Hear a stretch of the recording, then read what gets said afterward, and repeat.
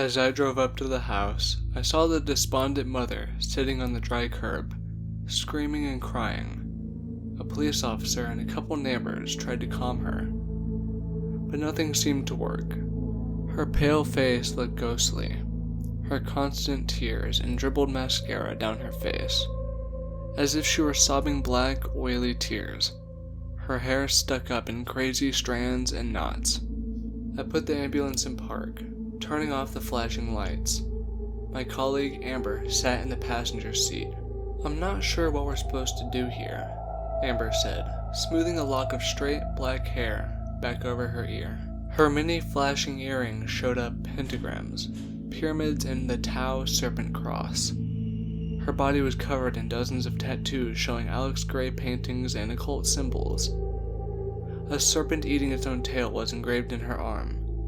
Each of the scales on the serpent's body seemed to be a different color of some dark rainbow. A solid gold hand of Fatima sat on her chest, the gleaming eye in the two-thumbed hand lidless and blue. Amber's name was fitting, as her eyes truly were amber, and her skin was as pale as a vampire's. "What can we do at any truly disturbing incident?" I asked. "We're just faceless messengers of a bureaucratic system. Isn't this just a body recovery at any point?" "Yeah, probably." "Well, we can at least declare the time of death," I said, pushing the door open. "We might need to give a sedative to the mother. She seems like she's on the verge of snapping." The dry autumn breeze felt cool and clean as it blew over my skin, smelling of fallen leaves, pumpkins, and the faintest breath of winter. I grabbed my bag from the center of the ambulance. The choking sobs and whispered, incomprehensible words of the grieving mother drifted through the breeze like a whisper. "Why don't you go inside and I'll take care of the woman?" Amber asked, raising a thin, perfectly plucked eyebrow. "How come I always get the wet job?" I protested jokingly, but I headed toward the front door anyway. Amber gave a low, sardonic chuckle as she stayed close by my side. "If you want to deal with the insane, grieving mother instead," she began, but I cut her off, sighing. "No, I'll go inside and check out the boys' room," I said. The cool breeze suddenly felt too hot on my skin. I felt like I was floating, my soul burning up. Something like an invisible, skeletal fist clenched my heart. I didn't know what had come over me, but the feeling passed as suddenly as it had begun. Amber gave a slight nod and walked off.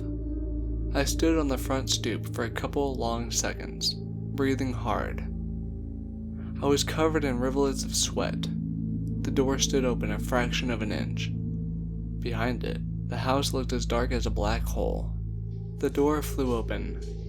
I jumped, my eyes widening as I peered into the blackness. A man stood there in a worn, long coat. He had very dark eyes and a face like a tired basset hound.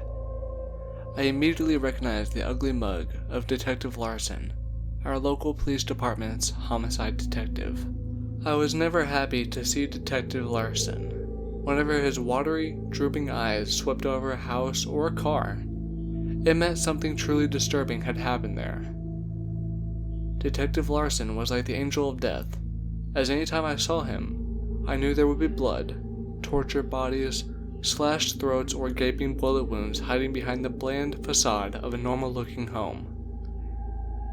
In most cases, I could do nothing more than put the white sheet over the victim's sightless eyes and pale, bloodless faces before calling the time of death. "Detective Larson," I said, nodding at him in respect. "Anthony," he said to me. Looking closer at him, I realized his normal cold, dissociated stare was gone. He looked genuinely disturbed, far more than I had ever seen him before. "What's wrong?" I asked, a sinking feeling in my chest. His droopy face looked paler than I had ever seen it. He wavered on his feet. I wondered for a moment if he might pass out. I took a step forward in case I had to catch him, but he took a deep breath and steadied himself. Are you feeling okay? I think you should go in and see for yourself, Detective Larson whispered as sweat trickled down his pale face. I can't go back in there right now. I need a few minutes outside. He pushed past me into the cool autumn day. I walked into the silent, empty house, with Detective Larson outside. I found myself alone except for a single police officer standing guard outside a closed door. He saw my paramedic's uniform and gave me a silent nod as he opened the bedroom door with a gloved hand. The smell of copper and iron was strong in the air. I immediately recognized it as the odor of blood. I took a deep breath before I walked into the room, closing my eyes and mentally preparing myself. I had no idea what to expect, but I knew it wasn't going to be pretty. I saw a little boy's room, decorated with superhero posters all over his wall. Toys were scattered in the corner, as if he had just gotten up in the middle of playing with them. Batman blankets covered his bed, but that wasn't the only thing on it. In the middle of the bed, there was a puddle of something wet and red. It reminded me of roadkill that had been run over hundreds of times on the highway, until it turned into a jelly of fetid, rotting gore. It almost looked like someone had exploded. Instead of spontaneous combustion, our town apparently had a problem with spontaneous exploding bodies. This image made me feel like I was standing on the edge of madness for a brief moment. I had an insane urge to laugh, but I quickly choked it down. The boy's clothes were haphazardly mixed into the puddle of smashed organs and bone splinters that soaked into the comforter. The mess of gore slowly dripped over the edges of the bed, the rhythmic tapping of the bloody drops hitting the wooden floor, marking the time like a water clock. Oh God, I whispered to myself. Suddenly, the bedroom door slammed shut behind me. I jumped, spinning to face it. On the other side, I heard the police officer knocking and jiggling the doorknob. "Don't lock the door!" he yelled. "This is a crime scene. What the hell do you think you're doing?" "I didn't close it," I screamed. "You did." There was a long pause. I heard something give a low, tortured squeak behind me, like a rusty door being opened. The police officer slammed his fist against the door a couple more times before he ran off, yelling. I heard a note of rising panic in his voice. I slowly turned my head, feeling odd and surreal. I didn't know what was happening. I caught a glimpse of a trapdoor in the ceiling, partially opened. A bloody hand with pale, loose-fitting skin held the edge of it. Something wet slithered up there. A face peered through the opening. It had human skin covering its trembling, skeletal body. On its head, it wore the boy's face like a mask. The bloody, sagging flesh reminded me of Leatherface. I stepped back in horror, my back slamming against the door. I heard yelling from the other side. Detective Larson's deep, distinctive voice boomed throughout the house. The thing in the ceiling laughed like a gunshot. It released the trapdoor, letting it swing open. With barely a sound, it jumped down into the bedroom, staring at me. It stood only 5 feet tall, its back slightly hunched, its skeletal arms hanging out in front of it. The naked pale flesh was stuck to it in segments.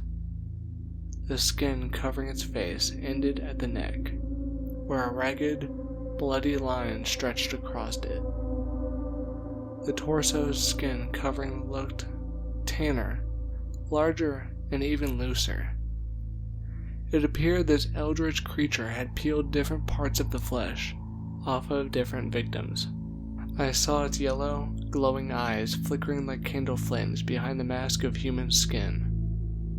They had no pupils and no sclera, but looked like flat, golden plates that seemed to catch every ray of light in the room. It oozed across the hardwood floor towards me, jerking and twitching. Its breath gurgled in its mouth. Black, frothy blood bubbled over its twisted, broken teeth. I closed my eyes, hoping it was a nightmare. When I opened them, the thing was only a few feet away, its golden eyes sparkling with an inhuman hunger. The door stayed closed and locked like a concrete wall behind me. I frantically tried playing with the doorknob and turning the lock, but nothing happened. The yelling from the house was close now, right outside the door. Long strands of frothy saliva dripped from the creature's chattering mouth as it silently tiptoed closer to me. I heard a key in the lock and the jiggling of a doorknob. With my back pressed hard against the door, I instantly fell out of the boy's room when it flew open, landing on my back in the middle of 3 police officers and Detective Larson. I looked up at them, stunned and disbelieving for a long moment. Wordlessly, I pointed to the room. My teeth still chattered. The thing had gone, but the trapdoor in the ceiling still stood open. Like a pendulum, it swayed gently back and forth above the bloody pile of organs and shredded muscles on the bed. What could have done something like this? I asked Detective Larson as we stood outside. The pale autumn sunlight barely warmed me. I felt like ice water ran through my veins. What was that thing? He shook his head, his jowls shaking. I don't know about anything, but we'll examine the trapdoor, he said, his eyes distant. The last one had a trapdoor in the ceiling too. Odd, huh? The last one? I asked in a hushed tone. What do you mean, the last one? He met my gaze suddenly. Forget about it. Police business. But I will say that this isn't the first odd death we have seen in this town recently, Detective Larson said cryptically. Something came down out of that trap door, I whispered. You have to believe me. Probably the same thing that killed that kid. This thing. It wasn't human. Not even remotely. It wears human skin like a jester might put on a colorful costume. And the way it moves is jerky, twitching. It had pure yellow eyes. Should we get a sketch artist for this? Detective Larson asked, sarcastically, checking his watch for the time. I looked at him with an expression of sudden coldness.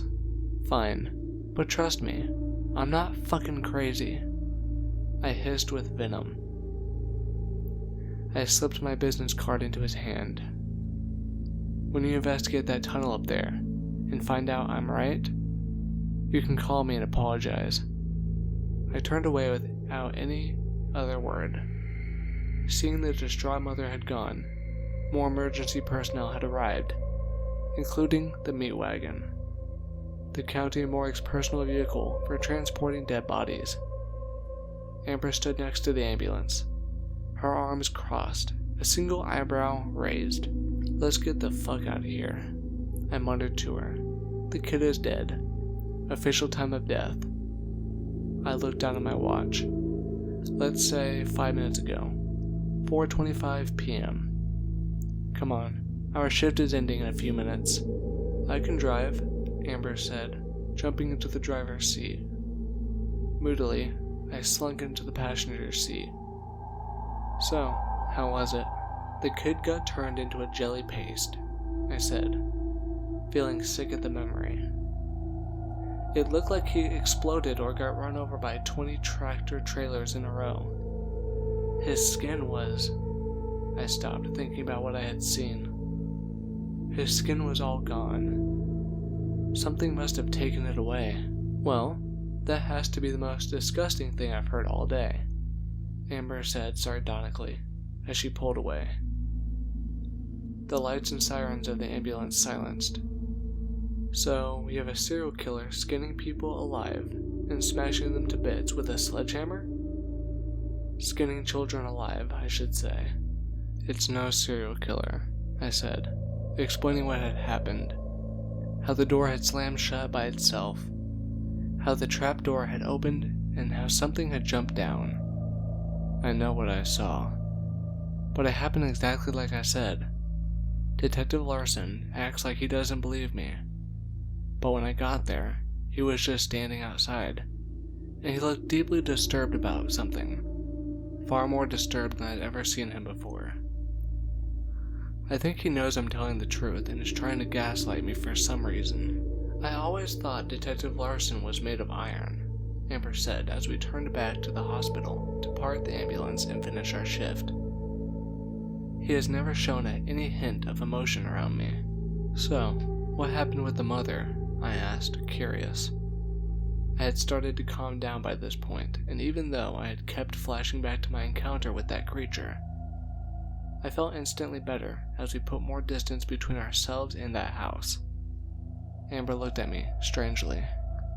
Well, she was rambling about how something had been slinking around the house at night. And she should have known, she said. She wouldn't stop crying. She was suicidal, kept blaming herself for her son's death. I ended up giving her a shot of benzos to calm her down, and an EMT took her to the hospital. She'll probably end up in the psych ward for a couple days. I don't know. She's in a real bad way. The mother was there when the boy was killed? I asked, horrified. If it was a serial killer, how could someone even have done that? Skinning a person alive and beating their body into a paste has to be loud. It would draw attention, I think. We don't know that the boy was alive when he was skinned, she said. She shuddered. I really hope not. CSI needs to check it out. I'm sure they'll figure out what happened. Yeah, I'm sure, I said non-committally, a sinking feeling in my stomach. I didn't say anything about it to Amber, but in reality, I didn't think the mother was crazy at all. I got back to my house late that night. I ended up sitting in the locker room at the hospital for a few minutes, simply staring at the wall. I couldn't get the day's events out of my head. A rising sense of anxiety seemed to fill my chest. Amber drove me home, speeding and blaring music the entire way. We only lived a couple streets away from each other, so we usually carpooled to work. The autumn leaves whipped past the car. The wind howled like the screaming of a dying child.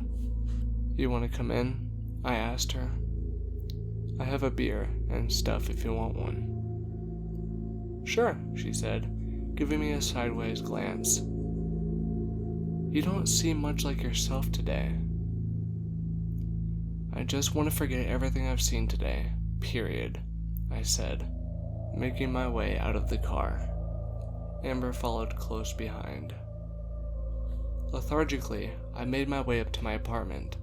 I opened a couple bottles of Spaten and gave one to her. I chugged the entire bottle in a few giant gulps, turning on the TV to shatter the eerie silence that seemed to cover the apartment like a storm cloud. As I went into my room to change, my heart leapt into my throat. A trapdoor I had never seen before stood in my ceiling, the rusted, brown metal gate swinging open as if it had just been disturbed. For a long moment I could only stand there, stunned and disbelieving. I hoped I was hallucinating, that I had gone crazy. I turned to run out of there. I opened my mouth to scream at Amber to run, to get out of there immediately. But a skeletal hand with fingers like sharpened stakes shot out from under the bed. It wrapped around my ankle. Where it touched me, I felt the shock of freezing agony, as if liquid nitrogen had sprayed all over my skin. Amber! I cried. Run! Get out of the... But that was all I had gotten to say before I slid under the bed. The bright, normal world around me grew smaller and smaller as I disappeared under the blanket hanging over the side. I looked back, seeing that naked, hunchbacked abomination grinning at me. Jerkily, it slithered forward, its bony hands and feet clicking softly against the floor. It crawled right on top of me. Something like a freezing wind seemed to emanate from its entire body. A smell of ozone and rotting meat hissed from its lips. I heard the bedroom door slam against the wall. "Help! For God!" The creature clamped its hand down on my mouth. I felt small pieces of rotted flesh and flakes of ancient blood fall like dandruff all over my face. Hissing, it lowered its gnarled, gnashing teeth to my ear. "Anthony?" Amber said, sounding scared and uncertain. I heard her footsteps heading over to the bed. I continued to fight against the abomination, trying to push it off me and continuously twisting my head away. But I knew it was just playing with me. If it wanted, it could tear my entire throat out in a matter of seconds. As Amber went to lift the blanket hanging over the side of the bed, the creature snapped its head forward and bit my nose. Blood exploded all over my face. The cartilage broke with a sound like cracking eggs. I hadn't realized what had happened for a long second, until pain like lava ripped its way through my body. I shrieked, fighting hard. Amber threw the comforters off the bed. My vision had turned white with the agonizing, brutal pain. Warm crimson streams gushed from my destroyed nose. I felt a hand grab me by the shirt collar, and suddenly, I was sliding out from that dark pit of horrors. The abomination still writhing and struggling on top of me. The loose human skin it wore made it hard to get a hold on it, as the bloody covering kept sliding under my hands. "Get off him, psycho!" Amber shouted as she pulled a pocket knife out. She flicked it open and brought it down hard into the back of the creature's neck. All 3 inches of the silvery, gleaming blade disappeared into the thing's body. It screamed, a sound like an ancient steam whistle about to explode. It writhed off me, its arms and legs slithering and writhing like snakes. The thing tried to drag itself back towards the trapdoor, but Amber had other plans. She put her heavy boot on top of its back, pushing it to the ground. After meeting my eyes for a brief second, she knelt down and ran the sharp blade across the abomination's throat. Black blood, the consistency of maple syrup, flowed like a waterfall from the thing's slashed throat as its gurgling and hissing died down to nothing. "God, it hurts," I said, grabbing my mutilated nose. "Did that thing bite it off? Do I still have a nose, Amber? Tell me the truth." She gave me a crooked half smile at this. "Yes, you still have a nose, Anthony," she said, rolling her eyes. "Except for the piece at the end. He got that. I think you'll have some scars, sad to say." "That's okay," I said, trying to stem the bleeding. I was never very pretty, anyways. I'm just glad to be alive. Amber went over to the master bathroom and grabbed a roll of toilet paper. She gave it to me. I started tearing off chunks, trying to stop the bleeding from my destroyed nose. It still burned like it was on fire. I can't believe I'm not dead. I thought I was a goner for sure. "I owe you my life." She winked at me. "I'm sure you'll be able to pay me back soon," she said as clunks and bangs came from the trapdoor above us. I looked up at the black square in the ceiling with its rusted hinges and ancient metal door, the pain making my eyes water. Amber glanced up as well as another one of those pale, naked things silently slipped out, landing on top of her. She screamed as it knocked her to the ground, clawing and biting. Weak from the blood loss and pain, I tried pushing myself to my feet, but I was too slow. In horror, I watched its sharp, bony fingers come up and stab into the side of Amber's neck.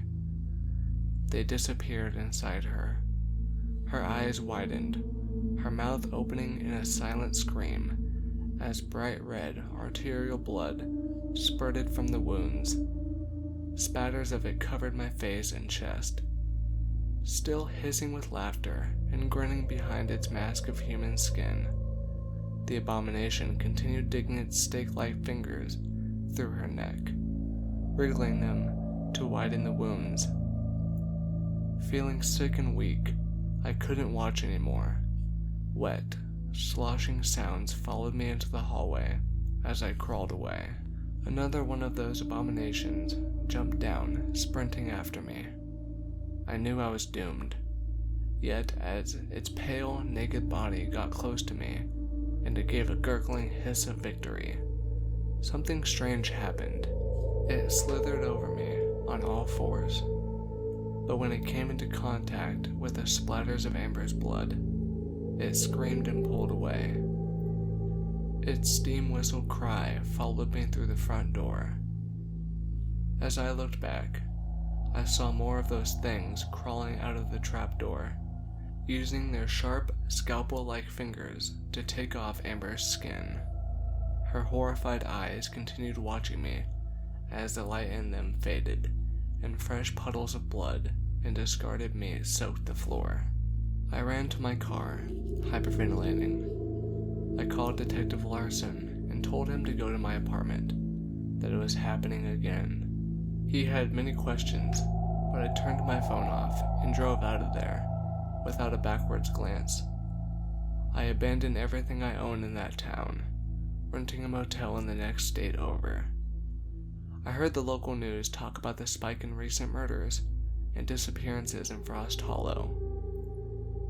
I ended up going to talk to a college professor who supposedly knew about demons and fae and other supernatural creatures.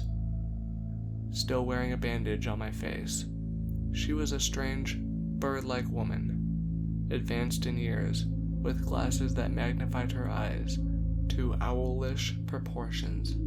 She invited me over to her house, a stuffy place with odd books on the occult and powerful talismans from voodoo and shamanism plastered all over the walls.